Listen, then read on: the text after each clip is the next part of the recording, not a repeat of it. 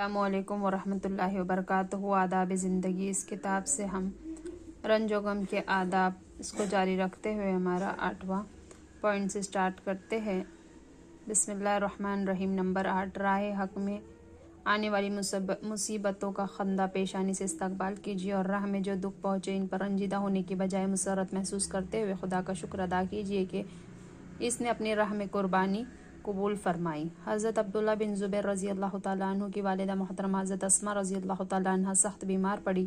حضرت ان کی عیادت کے لیے گئے۔ ماں نے ان سے کہا، بیٹے، دل میں یہ آرزو ہے کہ دو باتوں میں سے ایک جب تک نہ دیکھ لوں خدا مجھے زندہ رکھے، یا تو میدان جنگ میں شہید ہو جائے یا میں تیری شہادت کی خبر سن کر صبر کی سعادت حاصل کروں، یا تو فتح پائے میں تجھے فاتح دیکھ کر اپنی آنکھیں ٹھنڈی کروں۔ خدا کا کرنا ہوا کہ حضرت عبداللہ بن زبیر رضی اللہ تعالیٰ عنہ نے ان کی زندگی ہی میں جام شہادت نوش فرمایا۔ شہادت کے بعد حجاج نے ان کو سولی پر لٹکا دیا۔ حضرت اسماء رضی اللہ تعالیٰ عنہ کافی ضعیف ہو چکی تھی، لیکن انتہائی کمزوری کے باوجود وہ یہ رقت انگیز منظر دیکھنے کے لیے تشریف لائی اور اپنے جگر کے گوشے کی لاش کو دیکھتے رونے پیٹنے کی بجائے حجاج سے خطاب کرتے ہوئے بولی، اس سوار کے لیے ابھی وقت نہیں آیا کہ گھوڑے کی پیٹھ سے نیچے اترے۔ نمبر 9، دکھ درد میں ایک دوسرے کا ساتھ دیجیے، دوستوں کے رنج و غم میں شرکت کیجیے اور ان کا غم غلط کرنے میں ہر طرح کا تعاون کیجیے۔ نبی صلی اللہ علیہ وسلم کا ارشاد ہے، سارے مسلمان مل کر ایک آدمی کے جسم کی طرح ہے کہ اگر اس کی آنکھ بھی دکھے تو اس کو سارا بدن دکھ محسوس کرتا ہے، اور سر میں درد ہو تو سارا جسم تکلیف میں ہوتا ہے۔ حضرت جعفر طیار جب شہید ہوئے تو آپ صلی اللہ علیہ وسلم نے فرمایا، جعفر رضی اللہ تعالیٰ عنہ کے گھر کھانا بھجوا دو کہ آج وفور غم میں ان کے گھر والے کھانا نہ پکا سکیں گے۔ حضرت ابو ہریرہ رضی اللہ تعالیٰ عنہ کا بیان ہے کہ نبی صلی اللہ علیہ وسلم نے فرمایا، جس شخص نے کسی ایسی عورت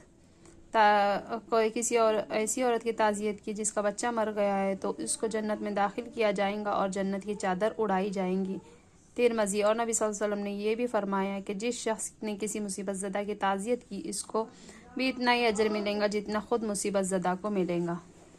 اسی سلسلے میں نبی صلی اللہ علیہ وسلم نے اس کو تاکید فرمائی کہ جنازے میں شرکت کی جائے۔ حضرت ابو ہریرہ رضی اللہ تعالیٰ عنہ کا بیان ہے کہ نبی صلی اللہ علیہ وسلم نے فرمایا، جو شخص جنازے میں شریک ہوا اور جنازے کی نماز پڑھی تو اس کو ایک قیرات بھر ثواب ملے گا، اور جو نماز جنازے کے بعد دفن میں بھی شریک ہوا تو اس کو بھی 2 قیرات ملیں گے۔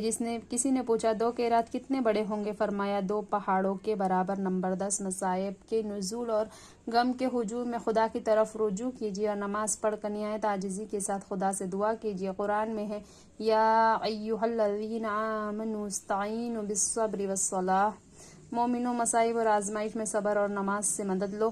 غم کی کیفیت میں آنکھوں سے آنسو بہنا، رنجیدہ ہونا فطری بات ہے، البتہ دہاڑے مار مار کر زور زور سے رونے سے پرہیز کیجیے۔ نبی صلی اللہ علیہ وسلم روتے کو رونے میں آواز نہ ہوتی، ٹھنڈا سانس لیتے، آنکھوں سے آنسو رواں ہوتے اور سینے سے ایسی آواز آتی جیسے کوئی ہانڈی ابل رہی ہو یا چکی چل رہی ہو۔ آپ صلی اللہ علیہ وسلم نے خود اپنے غم اور رونے کی کیفیت ان الفاظ میں بیان فرمائی ہے، آنکھ آنسو بہاتی ہے، دل غمگین ہوتا ہے، اور ہم زبان سے وہی کلمے نکالتے ہیں جس سے ہمارا رب خوش ہوتا ہے۔ حضرت ابو ہریرہ رضی اللہ تعالیٰ عنہ فرماتے ہیں کہ نبی صلی اللہ علیہ وسلم جب فکر مند ہوتے تو آسمان کی طرف سر اٹھا کر فرماتے، سبحان اللہ العظیم، پاک و برتر خدا، عظمت والا خدا۔ اور جب زیادہ گریہ وزاری اور دعا کا انہماک بڑھ جاتا تو فرماتے، یا حی یا قیوم۔ نمبر 11، رنج و غم کی شدت، مصائب کے نزول اور پریشانی و اضطراب میں دعا پڑھیے۔ حضرت سعد بن ابی وقاص رضی اللہ تعالیٰ عنہ کہتے ہیں کہ نبی صلی اللہ علیہ وسلم نے ارشاد فرمایا، ذوالنون نے مچھلی کے پیٹ میں اپنے پروردگار سے جو دعا کی تھی وہ یہ تھی،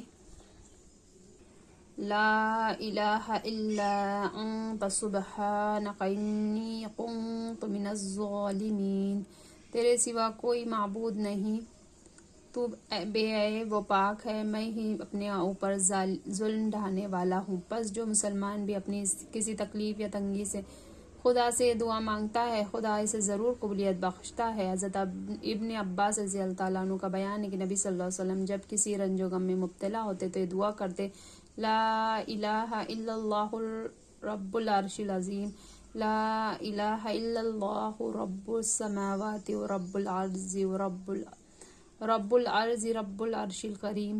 خدا کے سوا کوئی معبود نہیں ہے، وہ عرش عظیم کا مالک ہے۔ خدا کے سوا کوئی معبود نہیں، وہ آسمان و زمین کا مالک ہے، عرش بزرگ کا مالک ہے۔ حضرت ابو موسیٰ رضی اللہ تعالیٰ عنہ کا بیان ہے کہ نبی صلی اللہ علیہ وسلم نے فرمایا: لا حول ولا قوة الا باللہ ولا ملجا من اللہ الا الیہ۔ یہ کلمہ 99 بیماریوں کی دوا ہے۔ سب سے کم بات یہ ہے کہ اس کا پڑھنے والا رنج و غم سے محفوظ رہتا ہے۔ حضرت عبداللہ بن مسعود رضی اللہ تعالیٰ عنہ فرماتے کہ نبی صلی اللہ علیہ وسلم کا ارشاد فرمایا: جس بندے کو بھی کوئی دکھ یا تکلیف پہنچے تو یہ دعا مانگے، خدا تعالیٰ اس کے رنج و غم کو ضرور خوشی اور مسرت میں تبدیل فرمائیں گے۔ اللہم انی عبدک و ابن عبدک و ابن امتک ناسیتی بیدک ماضٍ فی حکمک عدل فی قضاؤک اسألک بكل اسم هو لك سميت به نفسك أو أنزلته في كتابك أو علمته أحدا من خلقك أو استأثرت به في علم الغيب عندك أن تجعل القرآن العظيم ربي قلبي ونور بصري وجلاء حزني وذهاب همي۔ ترجمہ: خدایا میں تیرا بندہ ہوں، میرا باپ تیرا بندہ ہے، میری ماں تیری بندی ہے، میری چوٹی تیری ہی قبضہ قدرت میں، یعنی میں ہماتن تیرے بس میں ہوں، تیرا ہی حکم میرے معاملے میں نافذ ہے، میرے بارے میں تیرا ہر حکم سراسر انصاف ہے۔ میں تیرے اس نام کا واسطہ دے کر جس سے تو نے اپنی ذات کو موسوم کیا ہے، یا اپنی کتاب نازل فرمایا، یا اپنی مخلوق میں سے کسی کو سکھایا، یا اپنے پاس خزانہ غیب ہی میں اس کو مستور رہنے دیا، تجھ سے درخواست کرتا ہوں کہ قرآن عظیم میں میرے دل کی بہار، میرے آنکھوں کا نور، میرے غم کا علاج اور میرے تشویش کا مداوا بنائے۔